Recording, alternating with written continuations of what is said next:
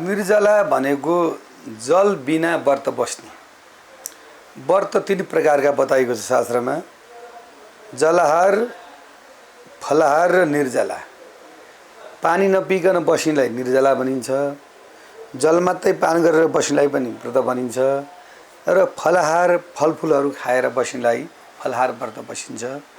100% चाहिँ निर्जलाले फल दिन्छ, जल खाएको 50%, 25% चाहिँ अरू फलफुल खाएको या चाहिँ नि अब यो गहुँहरू अनि हाम्रो पिठोहरू चाहिँ मकैको पिठोहरू खाएर बसेको व्रतले चाहिँ 25% मात्रै फल दिन्छ भनिएको छ। व्रत बस्ने सधैँ निर्जला नै हो। यहाँ चाहिँ उहाँको नाम नै निर्जला आयो। जस्तो ठुलो एकादशी भनिन्छ नि, ठुलो सानो एकादशी छैन। कपिला गाईको दुध चाहिँ राम्रो भनिन्छ भने गाईको दुध त कालो गाईको दुध पनि सेतै हुन्छ, खैरो गाईको दुध पनि सेतै हुन्छ।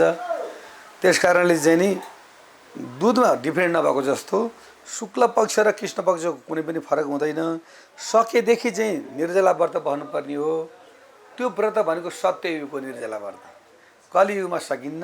सकिनले बस्नुहुन्छ, बस्दाखेरि चाहिँ नि शुभ राम्रो हुन्छ। र डक्टरहरूले पनि भन्नुहुन्छ 7 दिनमा 1 दिन फास्टिङ बस्यो भने चाहिँ नि के हुन्छ, स्वास्थ्यको लागि राम्रो हुन्छ।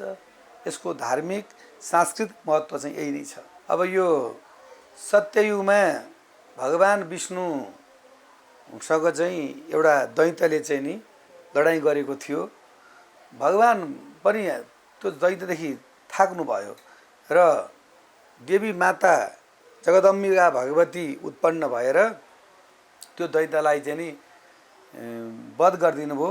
त्यसै दिनदेखि चाहिँ नि यो मुङ्सिरदेखि चाहिँ उत्पत्तिका नाम गरेको एकादशी रह्यो। त्यसै समयदेखि नै एकादशी महत्त्व महिमा चाहिँ भइआएको छ। एकादशीका दिन विशेषतः प्रातःकालमा उठेर सूर्य उदयभन्दा 2 घन्टा अघि, सकेसम्म 3 बजे, 4 बजे, अन्तिममा 5 बजेसम्म त्यो ब्रह्म मुहुर्तमा उठेर सरोवर, तलाउ, नदी, त्यो त हाम्रो यहाँ केही पनि छैन। अब हामीले चाहिँ नि बाथरुममै भए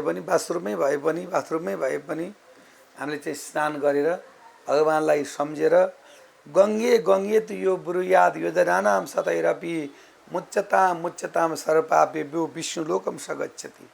हजारौँ योजन टाढाबाट पनि भगवानलाई सम्झ्यो भने पनि हामीलाई के हुन्छ, त्यो गङ्गामा स्नान गरेको फल मिल्छ।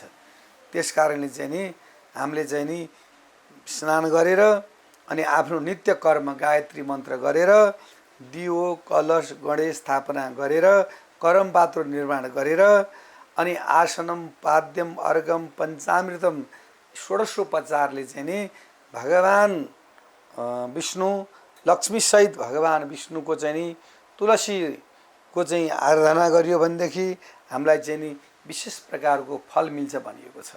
तुलसी चाहिँ नि हिन्दू धर्ममा तुलसीलाई अत्यन्तै पवित्र मानिन्छ, पूजनीय मानिन्छ र लक्ष्मी त्यहाँ वास गर्नुहुन्छ। र वैज्ञानिक तवरमा यसले 24 घण्टा चाहिँ अक्सिजन फ्याँक्न सक्दछ। यस्तो प्रकारको वनस्पति हो जो भगवानलाई पनि प्रिय। पिपल र तुलसाले 24 घण्टा चाहिँ अक्सिजन हामीलाई चाहिँ प्राप्त दिन सक्दछ।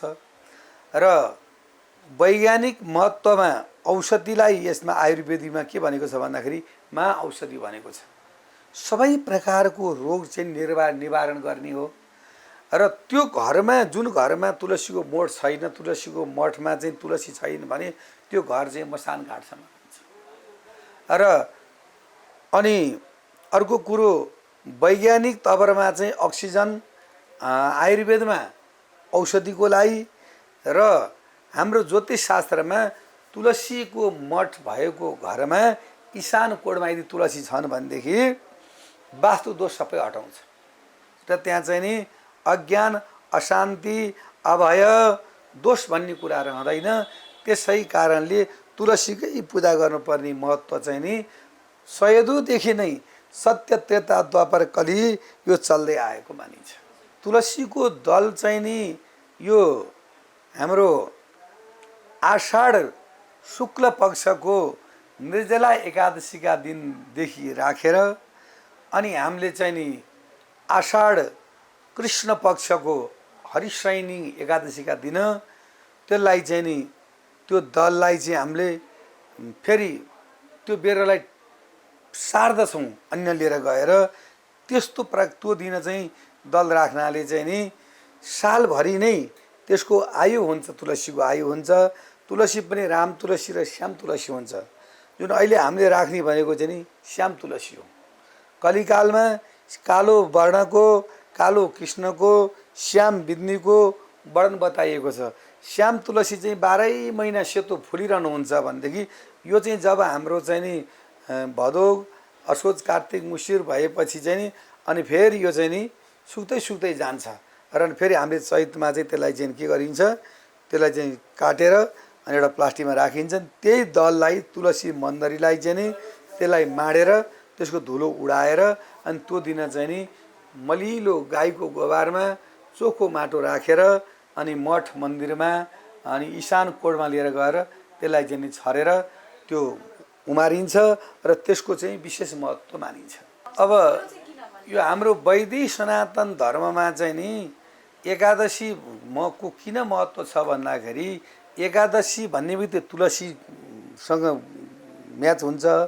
तुलसी चाहिँ नि हामी जन्मदा, कर्म गर्दा, पुण्य कर्म गर्दा मृत्यु समय पनि तुलसीको मोठमा चाहिँ लडाइयो भनेदेखि वैकुण्ठ जान्छ भन्ने हाम्रो चाहिँ नि त्यस्तो छ। र भगवानलाई प्रसादी भोग आदि लगाउँदाखेरि तुलसीको दल यदि छोडिएन भनेदेखि त्यो भगवानले ग्रहण गर्नुहुन्न। र तुलसीमा साक्षात् परब्रह्म परमेश्वर लक्ष्मीको वास हुने भएका कारणले र तुलसी वास्तुशास्त्र अनुसारले, आयुर्वेदमा महाऔषधिका कारणले, वैज्ञानिक महत्त्वमा 24 घण्टा अक्सिजन दिने भएका कारणले र पापनाशक, जसलाई स्पर्श गर्दाखेरि पाप नाश हुन्छ, पुण्य प्राप्ति हुन्छ, मोक्ष प्राप्ति हुन्छ, भुक्ति मुक्ति प्राप्ति हुन्छ। त्यसै कारणले चाहिँ अरू व्रत बस्न सक्नुहुन्न भने पनि महिनामा 2 दिन शुक्ल पक्ष र कृष्ण पक्षको एकादशी हुन्छ, 24 वटा हुन्छ, 12 दुना 24। अनि दुईटा चाहिँ हाम्रो के छ त भन्दाखेरि चाहिँ नि जस्तो अहिले पुरुषोत्तम महिना गयो नि, यो 83 मा हो, यो पुरुषोत्तम महिनामा चाहिँ नि यो चाहिँ दुईटा एकादशी हुन्छन्, 24, 25, 26 वटा एकादशी हुन्छन्। हो त्यस्तै प्रकारले अहिले हाम्रो चाहिँ यो अहिले चलिरहेको छ नि, यो अहिले आषाढ महिना भए पनि शुद्ध ज्येष्ठ शुक्ल पक्षको निर्जला एकादशी हो। त अर्को साल चाहिँ आषाढ शुक्ल पक्षको निर्जला एकादशी हुन्छ। कुरा बुझिरहेको छैन? हो त्यस कारणले चाहिँ नि भगवान कृष्ण, भगवान लक्ष्मी, भगवान नारायणलाई चाहिँ नि अति प्रिय सुगन्धित कानलाई, आँखलाई, मस्तिष्कलाई, शरीरलाई, चर्मलाई, सबै कुरामा चाहिँ नि यो चाहिँ नि महाऔषधिका रूपमा आयुर्वेदिक आचार्यले मिसाउनु भएका कारणले, वैज्ञानिक तवरले र पुण्यको आधारले पनि यो विषय वस्तु व्रत बस्नाले चाहिँ नि त्यो दिन व्रत बसेर शुद्ध पवित्र खाएर रातभर जागराम बसेर अनि भोलिपल्ट चाहिँ नि विप्र ब्राह्मणलाई बोलाएर अनि पूर्ण पात्रो गरेर ब्राह्मणलाई चाहिँ नि भोजनादि गराएर दक्षिणा दिएर अनि त्यताबाट आफूले चाहिँ ग्रहण गर्नाले चाहिँ नि त्यो पुण्यको चाहिँ नि प्राप्ति हुन्छ। त्यसै कारणले एकादशीकै विशेषता चाहिँ ठुलो महत्त्व बताइआएको छ। बस्नुपर्छ, त्यो पूर्ण भयो। जो जसले जलार्पण नगरिकन बस्नुहुन्छ उहाँले भोलिपल्ट चाहिँ नि गुरु ब्राह्मणलाई लिएर आएर पूर्ण पात्रो गराएर अनि गुरु ब्राह्मणकै चरणको दल पनि खान्छन् कसैले। अब अहिले कसैले पिउन छोडिसके। त्यसो गरेर चाहिँ शुद्ध कण्ठिलाको ब्राह्मण, वैष्णव ब्राह्मण छ भनेदेखि त्यस्ता ब्राह्मणको चाहिँ अपार संसार समुद्र श्वेत भः पुनन्तुमा ब्राह्मण पादरेडभ, त्यस्तो ब्राह्मणको चाहिँ नि चरण प्रक्षालन गरेर शिरमा लगाएर ती ब्राह्मणले जहाँ जहाँ पाउ राख्छन् त्यो भूमि चाहिँ अश्वमेध यज्ञ गरेको फल मिल्दछ, त्यो भूमि पवित्र हुन्छ।